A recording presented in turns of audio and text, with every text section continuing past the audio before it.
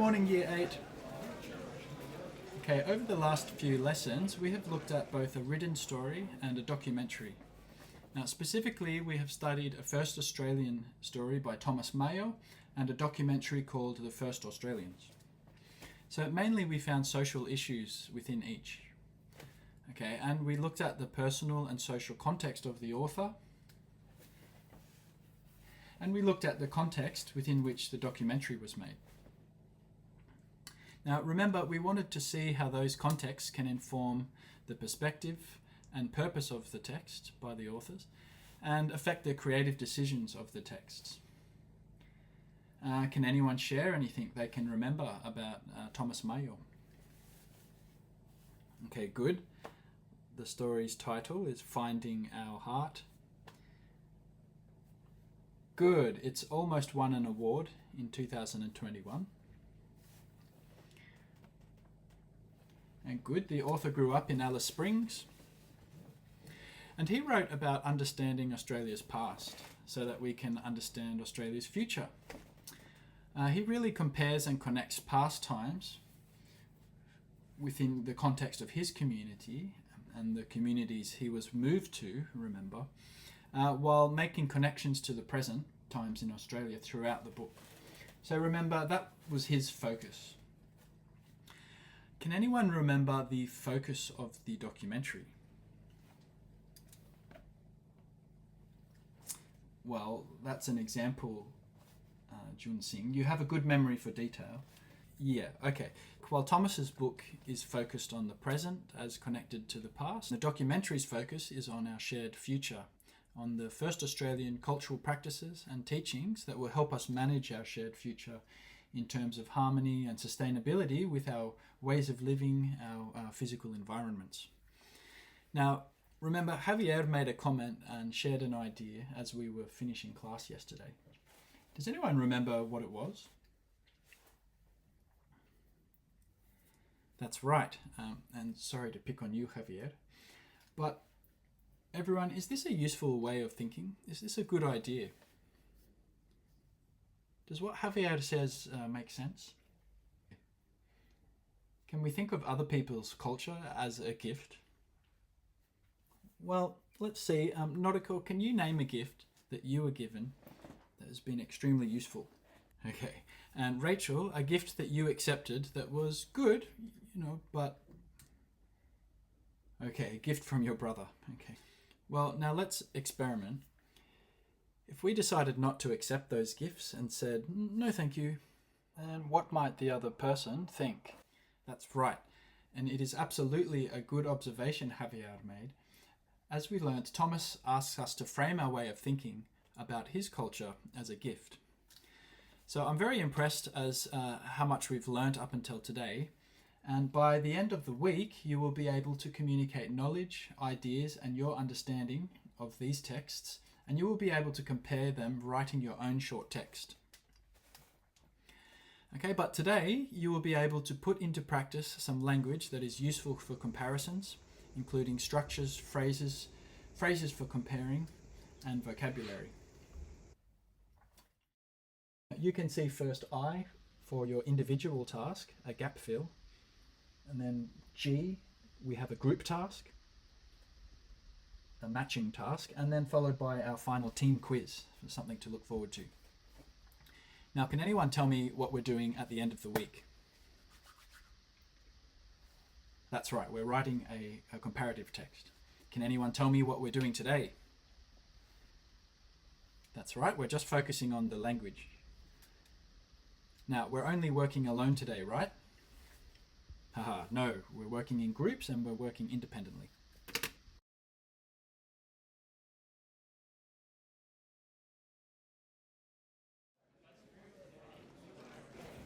Okay, fantastic. Now, can I get your attention? I have an important announcement to make. Okay, can you return to the groups you were working in yesterday?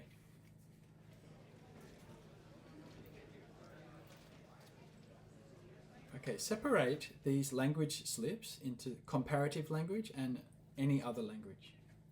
So in 10 minutes, you should have one pile of comparative language and another pile of any other language. The group who finishes first, come and see me. I will have another task for you to do. Okay, so what are we separating? Yes, what are we looking for? Comparative language. Okay, do we have a long time to do this? Well, we have 10 minutes. Now remember the signal if you still don't understand. Okay, let's go.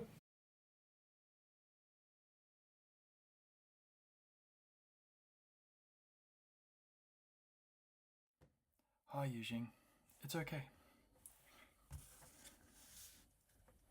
Comparative, not comparative.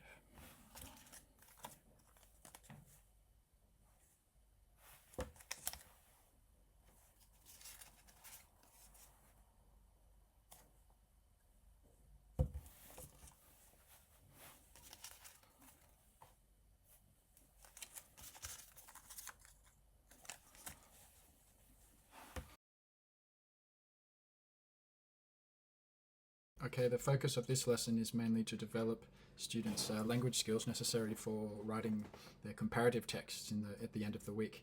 However, students will have already read and their text. They will have already used a range of personal, creative and critical strategies to read those texts, and then they will have analysed the meaning through use and response to language forms and structures. So there will have been a highlighting tasks in which they're already familiar with this the language we're trying to develop in this lesson, and they will have examined and explained how texts represent ideas and experiences and values. So at the beginning of this lesson, as well as engaging and warming students up and trying to activate those previous schemas from the previous lesson, I'm also trying to re-engage students and get them involved in the topic emotionally again. I'm trying to get students to become intimate with the topic again by using a questioning process and getting students to interact in what was really a teacher-directed beginning, which then I try to transition into a social putting together again of the topic and just reactivating our understanding of the text from the class before. So this is in line with social constructivism. The rationale behind getting students to engage with text themes in this way at high school is that this allows them to relate to others, contribute to their intellectual, social and emotional development, and it shapes their understanding of themselves and the world around them. Briefly showing the students the end result by showing them a model text means students can visualize where the learning outcomes will take them. This also plays a major role in motivating students, and especially those who need to visualize the end goal. This is also important for our linguistically diverse students who will frequently look at this model. By sort of concept checking the learning outcomes of the lesson itself, students themselves can explain their own learning outcomes. So I start with some simple questions to elicit any sort of response, and then I try to work our way into this zone. At one point I become even skeptical of a response and to really ask the students to think more deeply about what we're talking about and get them into that zone of thinking for themselves. And then at 2 points when I feel they're fully engaged and in that zone, I model an answer for students, a comparison between the text they have read, and then another point I model the interpretation again at the end. So that brings us right back on track again to create our own personal, creative and critical text from a range of audiences, for a range of audiences, by using linguistic and stylistic conventions where we'll use comparative language. So hopefully this way, through this variety of questioning, students will connect on a personal level again with the content. So this will drive students to actively think about the material.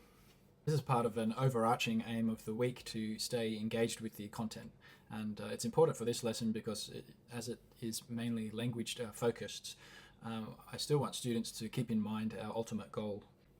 So especially if the engagement becomes social and emotional, personal, and there's lots of support for this learning being more meaningful and unforgettable while it's emotional.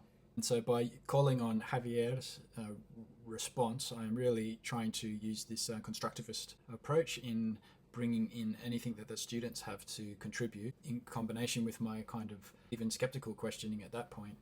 I'm trying to create a sense that we are really reconstructing that knowledge again of the texts And so by inviting students to talk about gifts they've received in this gift-giving analogy portion, I'm really asking students to reconcile the experience they're having with their own knowledge that they bring to the room. So students should understand the social and cultural context we're looking into, the social and cultural context of their own that they bring. So they should feel like they're socially constructing a working knowledge of the content, and this will have them fully engaged and ready for their subsequent tasks. The communication is mostly verbal, but there are non-verbal instances as well. So for example, when I point to the coding on the whiteboard, we use G for group work and I for individual task.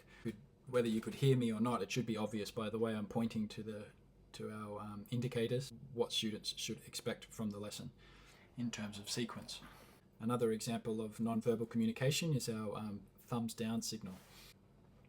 When I'm holding the physical materials, I am trying to chest them to the class so that task instructions become even more obvious. In fact, those instructions are only step one of some staggered instructions, because following the matching task, there's a few other tasks that they must complete.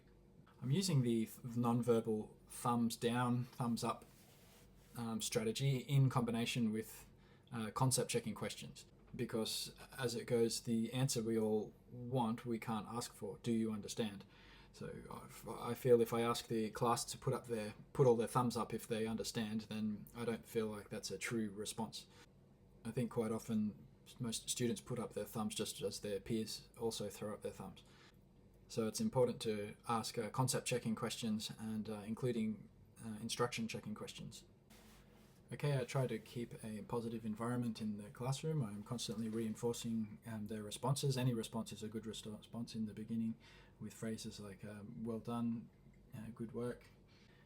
One response isn't good enough, so I wait and continue eliciting other responses so that I can elaborate on those responses. So when one group of my students signaled thumbs down for a misunderstanding, I can then go over to their desk and demonstrate the task myself, and there's no verbal communication really needed to do that. Another example of non-verbal communication is here, where I just fold my arms to signal attention. So this is some examples of things that students get used to seeing and respond to. Although the beginning of the class is somewhat teacher-centered, for the remainder of the lesson, teacher talk time is absolutely minimal.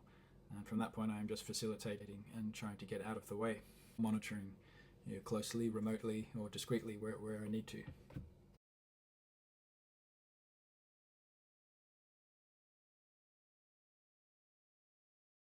Having analysed and justified communication and resources, even more important now is how it is differentiated across a class of complex student needs during planning, but also through my awareness and responsiveness in class.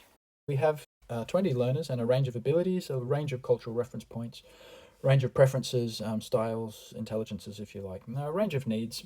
For example, one student has a permanent hand injury, which means he cannot write. Another student, lives in a remote town and travels 1 hour to get to school each day. Another student has out of class activities that affect the attendance in class and participation. And for example, other students have linguistic needs. For example, multilingualism is very strong, socially, politically, and economically, which means that the advantages implied in speaking other languages and understanding the grammars of those languages is often overlooked. And there are considerations for our super fast finishers. According to Tomlinson 2006, we should think that teaching has only occurred until it has occurred for each and every learner. I have differentiated content, process, product, and learning environment according to those mentioned student characteristics. For example, students have the option to work on a shared digital document, which will be useful for our student who has a physical hand impediment. There are also touchscreen activities in the form of the Kahoot, which is assignable for homework. There is physical materials. There is a variety of materials, including physical materials. There is a pen and paper activity. There are digital activities. Materials include symbols that students are familiar with, for example, group activity, individual activity, indicators, time length indicators, illustrations on activity sheets. And for our linguistically diverse students, there is an option for them to search for similar texts in their stronger languages to those we're using in class. This can assist them to make meaningful connections between those languages and the Australian varieties. These students bring a richness of linguistic capital into the classroom, and that should be seen as a resource, as these students are learning English both bottom up and top down, unlike many others. For these students, technology such as text-to-speech applications, text with enlarged print, pictograms, photographs, real objects, realia, and gestures will be particularly important. Also important for these students will be the model text, which they will keep close to them, because model texts can inspire students' own writing and encourage students to adapt and experiment with the particular form. It will be particularly important for these students to have the form nice and close to them. So beyond the model text, modeling sentence structures and pronunciation plays a part, even where whole class drilling of pronunciation take place. So our linguistically diverse students will be able to study the features of the model text and gain an understanding of the conventions and compositional possibilities, and apply a similar approach through their own text. By holding and looking at the model text, they can focus on word and sentence, phrase and sentence level, justify their own choices of design, and they can highlight figurative or idiomatic language in the text. So the student who is not submitting homework, who is withdrawn, who arrives late, and scribbles in their book. So I've differentiated the process to include his scribblings, and I've asked him to scribble pictures according to the topics we discuss. So I tell that student I'm looking forward to seeing his drawings at the end of class, as we might have a future use for them too. There is differentiation in grouping as well, as those students who are learning English as a second language are kept in mind and put together in the same groups, especially for this academic writing task, where they can work together, and at other points in time it's useful to mix those groups depending on aims. Keeping in mind our fast finishers, I have some activities ready for them as well. The learning process is furthermore differentiated by the variety in the class of dynamics. For example, the class is initially teacher-centered, but there are also pair work, there's also group work, there's visual elements in the pictures that I show, and there's realia in the DVD and the book that I hold. There's some auditory work in my little teacher talk in the beginning. There's kinesthetic tasks in matching. And students will interact with technology in the final ICT team quiz task and the Kahoot homework. In terms of differentiated product, ultimate aim is for students to write a comparative text. And so if the content of that text has to change, then that is perfectly okay. For example, our students of linguistically diverse reference might want to write about a text that is similar but closer to them culturally and personally. And this adds a nice complexity of ideas and knowledge to our discussions. Similarly, for our student who is distracted, who is often late and involved in extracurricular sporting activities, it's absolutely fine for him to write about his two favourite football teams, where this is in line with the pedagogical framework of the particular school. Finally, those students who don't produce anything in class still have a second chance at completing their Kahoot, which contains all of the same material. They can complete this remotely, and I am given a notification when they have finished it. I can see their report. In terms of differentiated instruction, students receive instructions verbally, they have visual signals, and there is a demonstration as well in my second version of instructions. On reflection, creating these learning experiences that are inclusive and respectful of students' diverse cultural references includes recognizing and valuing students' unique cultural perspectives, experience and identities, and integrating those perspectives into the curriculum and the classroom environment. Differentiated resources and differentiated lessons academically means ensuring equitable access to all that the curriculum has to offer, ergo future potential life opportunity.